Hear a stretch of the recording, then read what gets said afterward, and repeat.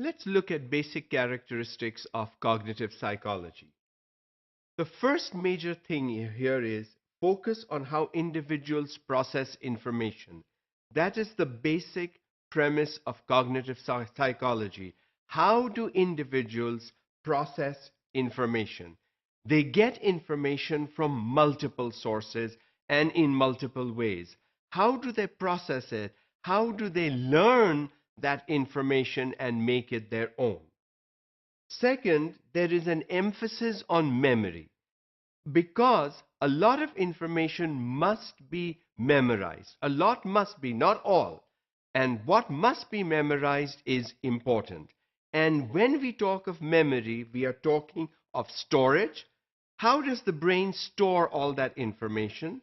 We talk about retrieval. How do we retrieve? How do we get information? How do we recall information when we need it? And finally, what are the types of memory?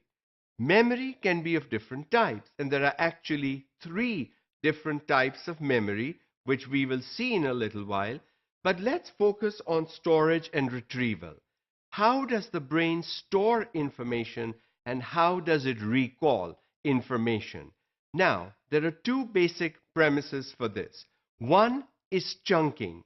When the brain receives bits of information in small chunks, in small doses, in small pieces, it is easier for the brain to give way and put that information in the right place where it belongs.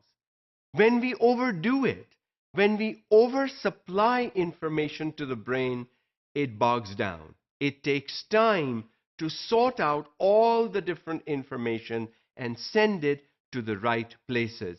And brain research today shows us that when you do teaching in small chunks, it is much better for the students. In other words, a 40-minute class is better than a 1 hour 30-minute class because information goes to the brain in small chunks. It is sorted by the brain conveniently. It goes to the right place in the brain and therefore is easy to recall or retrieve. Information that has not got into the right part of the brain and settled there is difficult to recall. Information that has made it to the right part of the brain is easy to recall. And of course, review plays a major role in determining how efficiently information will be recalled. When you practice, when you review, information comes and is put back, information comes and is put back, and so recall becomes easier. Something that you've hardly used or never used tends to die out, becomes difficult to recall, and therefore reviewing every so often is important. Reviewing every so often is something that teachers should be doing. Don't just assume that because you taught something in August and forgot about it, the students will remember it in May. If you did not review it, if you did not give brain the opportunity and the chances to practice it, to get it out, and to put it back where it belongs, recall tends to be difficult. So successful learners transfer information to long-term memory. Long-term memory has infinite capacity. That is the 3rd type of memory. If your information reaches long-term memory, you are safe. It's infinitely stored. But what about the other 2 types of memory? Here we go. On the left, you will see sensory registers. Those are your 5 senses. You receive information through all 5 senses, and they make their way into short-term memory.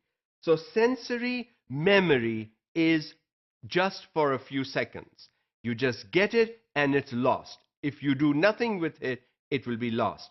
The next step is getting it to short-term memory.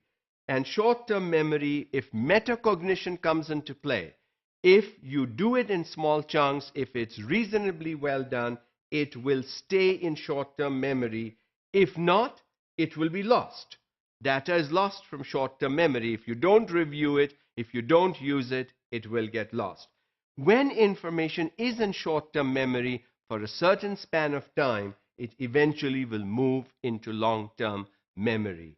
And when for retrieval or recall you need information, it comes back from long-term memory into short-term memory. You use it and it will go back into long-term memory. That is why you have arrows going in both directions between long-term and short-term memory. All other arrows go only in one direction. Help your students get their information into long-term memory.